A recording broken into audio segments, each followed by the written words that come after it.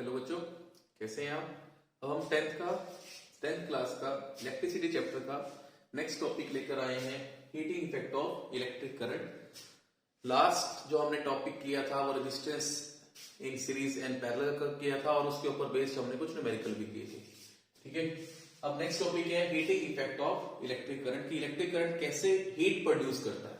ठीक है, electric current जिस भी कंडक्टर में से पास करता है उसे हीट मतलब वो फाइनली क्या होता है, हीटअप हो जाता है कुछ टाइम के बाद। अगर हम कुछ टाइम के लिए उसमें से करंट पास करवाएंगे तो कुछ ना कुछ हीटिंग मतलब कुछ ना कुछ टेम्परेचर जो है वो कंडक्टर का राइज कर जाता है। ठीक है, when ever A current flow through a conductor, जब भी किसी भी कंडक्टर में से करंट अगर फ्लो करेगा, इट बिकम्स हॉट। इट का मतलब क्या है, कंडक्टर बिकम हॉट, वो क्या हो जाता है, गर्म हो जाता है आफ्टर सम टाइम, कुछ टाइम के बाद। This effect of current is called heating effect of current. इसे हम क्या बोलते हैं, हीटिंग इफेक्ट ऑफ करंट बोलते हैं। फाइनली हुआ क्या, एनर्जी का ट्रांसफॉर्मेशन हो गया। इलेक्ट्रिकल एनर्जी अगर चार्ज फ्लो करता है, अगर चार्ज फ्लो कर रहा है तो अपने साथ कुछ ना कुछ एनर्जी लेकर चल रहा है। चार्ज न्यूट्रल तो होता नहीं है, चाहे वो पॉजिटिव है चाहे वो नेगेटिव है, चार्ज कभी भी न्यूट्रल नहीं होता। अगर वो मूव कर रहा है तो वो किसी ना किसी एनर्जी से मूव कर रहा है। डेट मीन्स वो काइनेटिक, जनरली क्या होता है, काइनेटिक एनर्जी है उसके पास अगर वो मोशन में है। भाई देखो, काइनेटिक एनर्जी किस में कन्वर्ट हो गई है, हीट एनर्जी में कन्वर्ट हो गई। ठीक है, इसका एग्जांपल क्या होता है हमारे पास, इलेक्ट्रिक बल्ब। जो ये बल्ब होते हैं हमारे पास, अगर आप देखना, अगर कुछ टाइम के लिए उसे हमने जला के रखा हुआ है, ठीक है, ऑन है, वो ग्लो कर रहा है, अगर आप उसे टच करने की कोशिश करेंगे तो आपको वो क्या लगेगा, हीटेड लगेगा, गर्म लगेगा। ठीक है, तो इसका मतलब क्या हुआ, हमने तो करंट फ्लो किया था कंडक्टर में से, लेकिन वो क्या कर रहा है, हीट प्रोड्यूस कर रहा है, हीटिंग इफेक्ट प्रोड्यूस होना स्टार्ट हो गया। आयरन, इलेक्ट्रिक आयरन होती है, आयरन करते हैं, कपड़ों को प्रेस करते हैं, तो वो हम उसमें भी हम क्या देखते हैं, करंट का हीटिंग इफेक्ट ही देखते हैं। ठीक है ना, तभी तो आयरन वर्क करती, कपड़े प्रेस इसी पर्पस, इसी मोटिव पे होते हैं। इलेक्ट्रिक हीटर, जो घरों में हीटर यूज होता है, ठीक है ना, ये भी क्या होता है, हीटिंग इफेक्ट प्रोड्यूस करने के लिए ही होता है। करंट ही तो पास करवाते हैं, करंट मूव करवाया, कॉइल हमारी ऐसी है, उसने क्या किया, उस इलेक्ट्रिकल एनर्जी को कन्वर्ट कर दिया हीट एनर्जी के अंदर। ठीक है, ये क्या था हमारे पास, heating effect of electric current था। इतना नोट डाउन करो, फिर आगे मूव करते हैं।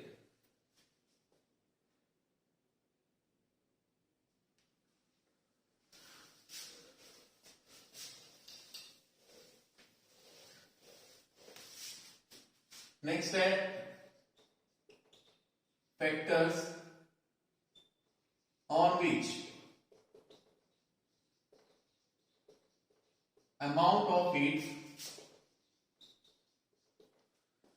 factors on which amount of heat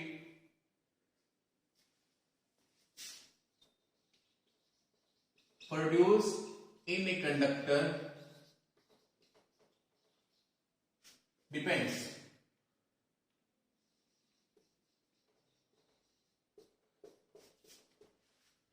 ठीक है, factors on which amount of heat produce in a conductor depends. अब कौन कौन से वो फैक्टर कि जो हीट प्रोड्यूस हो रही है वो डिपेंड करती है। ठीक है, नंबर वन फैक्टर तो ये है कि कितना अमाउंट ऑफ करंट फ्लो कर रहा है। ठीक है,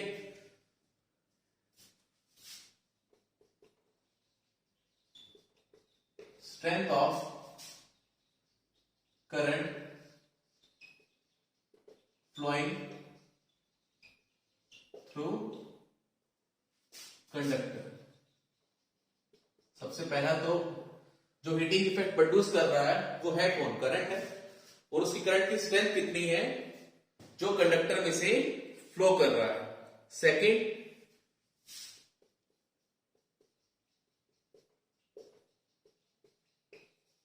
रेजिस्टेंस ऑफ कंडक्टर, कंडक्टर की रेजिस्टेंस कितनी, ठीक है ना, वो करंट को कितना रेजिस्ट कर रहा है। जितना ज्यादा ये रेजिस्टेंस वाला इफेक्ट चलता रहेगा उतनी ही ज्यादा हीट प्रोड्यूस होगी। ठीक है, थर्ड है the time for which current flows through circuit. या कंडक्टर बोल दो।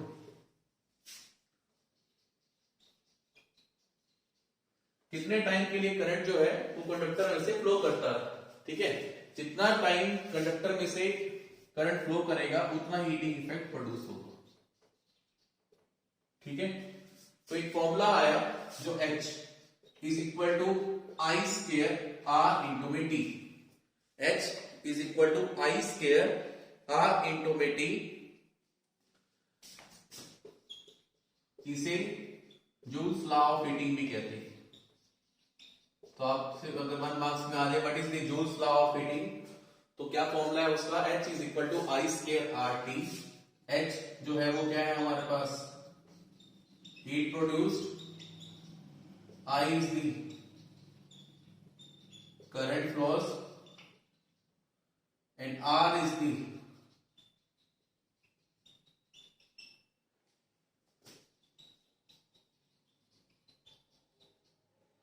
current flows through conductor, resistance of conductor, and T is the time period, the time for which current flows, कितने time तक current जो है वो flow किया, ठीक है। ये फैक्टर्स हैं जिन पर हीट डिपेंड करती है। और फॉर्मूला है हमारे पास H is equal to I square R T, ठीक है। इतना इसे नोट डाउन।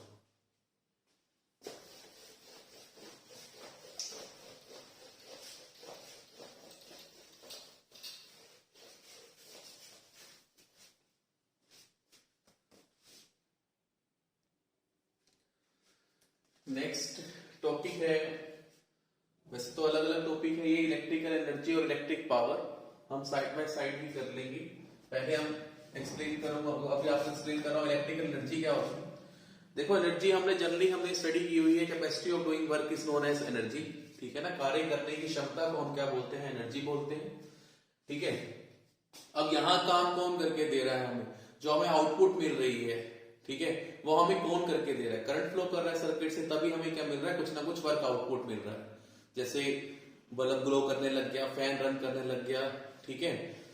तो क्या होता है कि the total work done by current in an electric circuit is called electrical energy, ठीक है।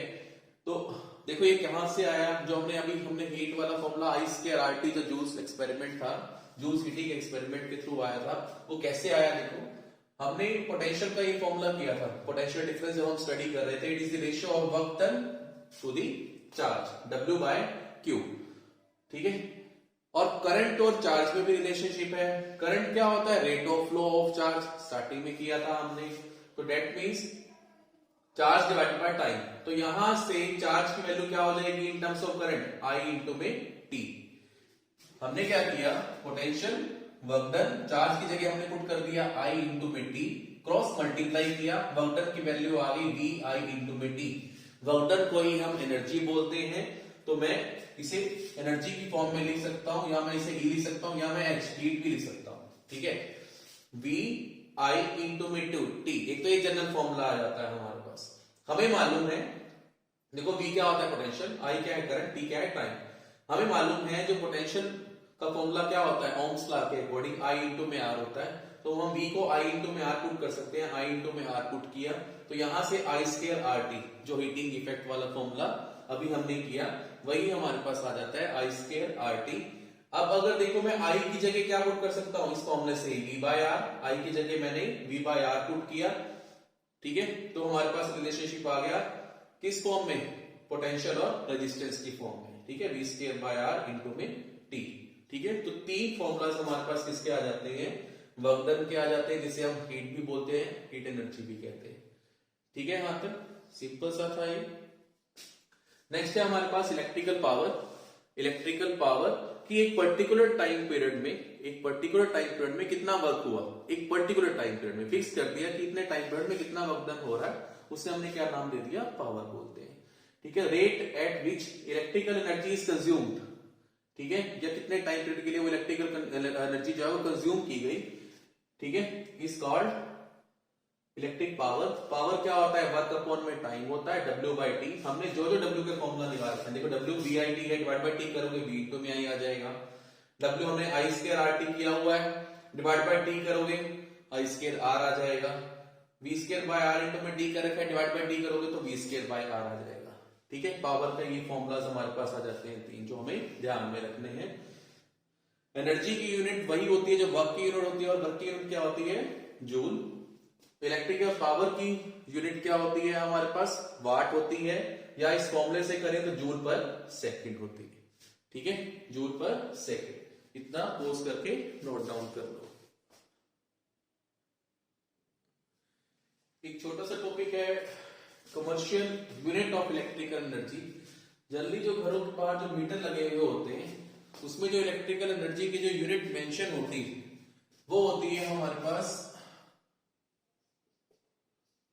Kilo watt hour. ठीक है, किलो वाट आवर।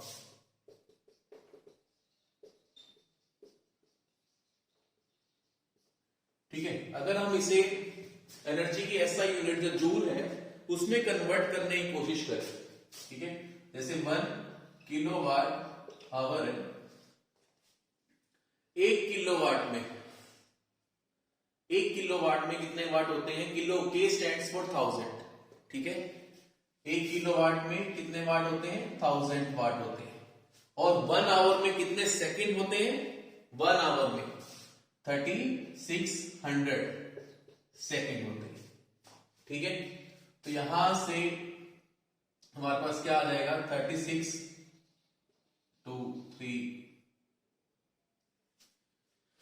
ठीक है, 3600 को हमने 1000 से मल्टीप्लाई कर दिया। अगर मैं इसे लिखूं तो ये लिखता हूं 36 इंटू में 10 की पावर 5। ये क्या चल रहा है, वाट सेकंड। वाट सेकंड, देखो आपको पावर की यूनिट बताई थी, वाट होती है, और वाट किसके इक्वल होता है, जूल पर सेकंड के। तो जूल की अगर मैं यहां से यूनिट निकालू जूल, तो किससे इक्वल आ जाएगी, वाट इंटू सेकेंड।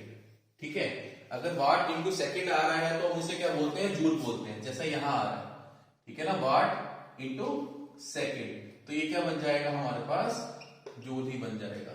ठीक है, 36 इंटू 10⁵ जूल, या नॉर्मल फॉर्म में स्टैंडर्ड जो हमारे पास चलती है 1 किलोवाट, उसको 3.6 इंटू में 10⁶ बोला जाता है।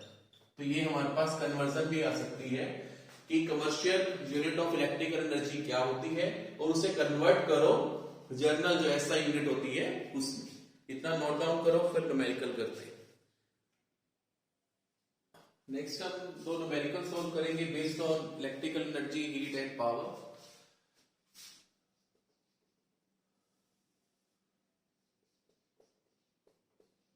देखो, कंप्यूट दी हीट जनरेटेड, हमें हीट जनरेटेड निकालना है while transferring 96,000 coulomb of charge.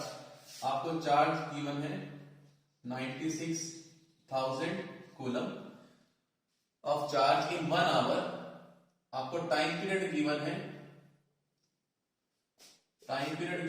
1 our. आप इसे सेकंड में कन्वर्ट कर लेंगे, 36 सेकंड्स आ जाएगा, 16 to 60 करेंगे। ठीक है, through a potential difference of 50 volt. V की वैल्यू कितनी गिवन है, 50 वोल्ट। देखो फॉर्मूला क्या लगाना है हमें मालूम है जो पोटेंशियल होता है वो work done upon test charge के इक्वल होता है, work done upon test charge के इक्वलेंट होता है। ठीक है, तो हमें क्या करना है, वर्क डन फाइंड आउट करो, टेस्ट चार्ज इनटू में पोटेंशियल हो जाएगा। पोटेंशियल की वैल्यू आपको कितनी गिवन है, 50, और चार्ज की वैल्यू कितनी गिवन है, 96,000 कूलम। ठीक है, तो यहां से हम वर्क डन की वैल्यू फाइंड आउट कर लेंगे, जो आ जाएगी 48 इंटू 10⁵ जूल। ठीक है, जब हमने वर्क डन निकाल लिया तो वर्क डन किस फॉर्म में सेव होता है, हीट की फॉर्म के अंदर या एनर्जी की फॉर्म के अंदर। तो यही हमारे पास क्या आ जाएगा, फाइनल आंसर आ जाएगा। तो इसमें कंफ्यूज नहीं होना कि हमारा टाइम पीरियड का यूज नहीं हो रहा। हाँ, अगर इसके अंदर हमारे से पावर पूछी जाती, पावर पूछ लेता तब हम टाइम का यूज करते। वर्क डन हमने फाइंड आउट कर लिया, डिवाइड बाय टाइम पीरियड करके हम पावर फाइंड आउट कर लेते। हमसे पावर नहीं पूछा तो हमारे पास टाइम का कोई यूज नहीं है और हमने आंसर निकाल दिया। नेक्स्ट क्वेश्चन है एनसीईआरटी क्वेश्चन ये, an electric motor takes 5 ampere, current की वैल्यू कितनी गिवन है 5 ampere into from 220 volt line, मतलब आपको पोटेंशियल कितना गिवन है 220 volt. Determine the power of the motor, पहले हम पावर फाइंड आउट करते हैं। पावर का फॉर्मूला हमने क्या क्या इवेल्युएट किए हुए हैं। पावर क्या होती है, वर्क डन अपॉन में टाइम या हीट अपॉन में टाइम या एनर्जी अपॉन में टाइम। हमने किया है फॉर्मूला V इंटू में I, या हमने किया है I स्केयर R, या हमने किया है V स्केयर बाय R। ठीक है, आप V को I इंटू में R पुट करो ये फॉर्मूला आ जाएगा, I को V बाय R पुट करो तो ये फॉर्मूला आ जाएगा। पावर के हमने ये फॉर्मूला किए। अब आपको देखो, आप हमारे को रिक्वायरमेंट हमें क्या गिवन है उसके अकॉर्डिंग हम पावर निकालेंगे। I गिवन है और V गिवन है तो हम ये वाला फॉर्मूला यूज करेंगे। V की जगह हमने क्या पुट कर दिया 220 और करंट की जगह क्या पुट कर दिया 5, तो आपके पास इसको सॉल्व करके आंसर आ जाएगा 1100 वोल्ट। ठीक है, सिंपल था ना। आपको पोटेंशियल और करंट गिवन है तो हमारा यही फॉर्मूला यूज होगा, क्योंकि रेजिस्टेंस तो मालूम नहीं है हमें, उससे हमने कैलकुलेट कर लिया। वोल्टेज आपको 220 गिवन है, करंट की वैल्यू 5 गिवन है, उसको सॉल्व करके ये रिजल्ट आ जाएगा। सेकेंडली हमें एनर्जी फाइंड आउट करनी है। एनर्जी कितनी कंज्यूम हुई इन 2 आवर्स, आपको टाइम पीरियड भी गिवन है 2 आवर। 2 मल्टीप्लाई बाय 3600 कर दो तो ये 7200 सेकेंड्स हमारे पास आ जाएगा। टाइम पीरियड हमें गिवन है, एनर्जी निकालनी है। एनर्जी किससे इक्वल होगा, जो हमने पावर फाइंड आउट की है उसको टाइम से मल्टीप्लाई कर दो। पावर को अगर मैं टाइम से मल्टीप्लाई कर दूंगा, ठीक है, तो हमारे पास क्या आ जाएगा एनर्जी आ जाएगा। या हमारे पास ये V I इंटू में T फॉर्मूला हमने किया हुआ है, इसको टाइम से ही तो मल्टीप्लाई कर दें।